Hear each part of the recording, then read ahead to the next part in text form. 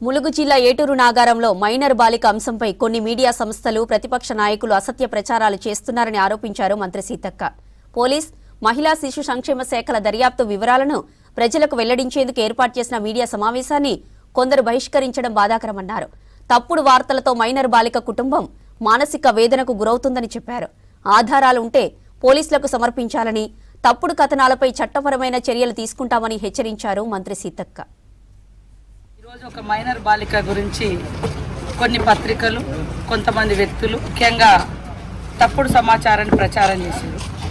అది ఏంటిది, ఎట్లా అనేది పూర్తి స్థాయిలో ఇటు పోలీస్ అధికారులు, ఇటు మా ఉమెన్ అండ్ చైల్డ్ వాళ్ళు ఎంక్వైరీ చేసి కొన్ని వాస్తవాలు పెట్టడానికి, ప్రజల ముందు పెట్టడానికి మేము ఈరోజు ప్రెస్ మీట్ పెడితే, ఈరోజు మీరు కాంగ్రెస్ మహిళా నాయకురాలు కొడుకు అన్నారు, మేము ఎక్కాలి.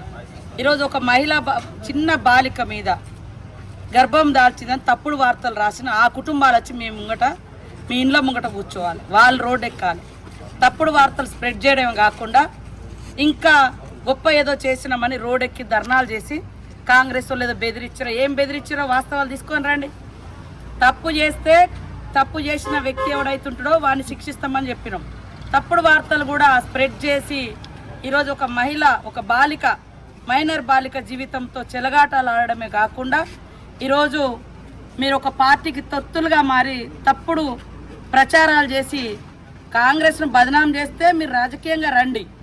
కానీ ఒక మైనర్ బాలికను ఈ వివాదాల్లోకి లాగి ఆ కుటుంబానికి మానసిక క్షోభను చేయడమే కాకుండా ఇవాళ రోడ్డెక్కి మేము సీతక్క ప్రెస్ మీట్ను బహిష్కరించడం అని చెప్పుకోవడం గొప్పతనమా? ఎందుకు బహిష్కరించారు? మీ దగ్గర ఏమి ఆధారాలు ఉంటే నన్ను వచ్చి నిలదీయాలి కదా. మీ కాంగ్రెస్ లీడర్ తప్పు చేసిండు, లేదా మైనర్ బాలికకు అన్యాయం జరిగింది, ఎందుకు నువ్వు స్పందించామని అడగకుండా రోడ్ ఎందుకు ఎక్కిరా మీరు? ఏటూరు నాగారం ప్రజలు ఆలోచించాలి. అన్ని పత్రికల యాజమాన్యాలకు కూడా లెటర్లు రాస్తాం. ఒక మైనర్ చిన్న పిల్ల మీద, 14 సంవత్సరాల అమ్మాయి మీద తప్పుడు వార్తలు రాసి తర్వాత అదే మీడియా, అదే విలేకరులు మళ్ళీ రోడ్డెక్కి ధర్నా చేస్తున్నారు. వాళ్ళ నాట ఎవరు బెదిరించారో, ఏం బెదిరించారో మేము బయటకు పట్టుకొస్తాము. మరి మీరు కూడా ఆ అమ్మాయి కుటుంబాన్ని ఎంత మానసిక క్షోభకు గురి చేసిరో మీరు వచ్చి ఫస్ట్ బయటకు వచ్చి పోలీస్ స్టేషన్లో మీ దగ్గర ఎవిడెన్స్ ఏందో చెప్పండి అని మేము డిమాండ్ చేస్తాం.